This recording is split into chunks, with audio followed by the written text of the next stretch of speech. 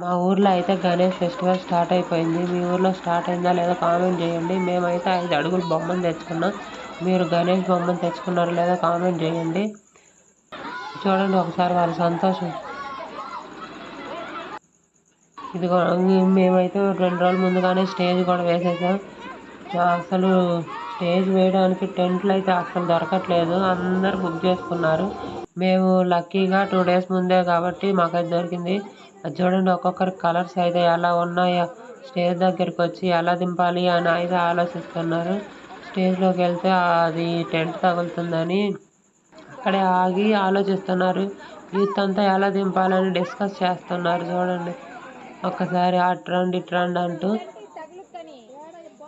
Stage అయితే చాలా బాగుంది. ఫ్లవర్స్ లైటింగ్తో డీజే కూడా ఉంది.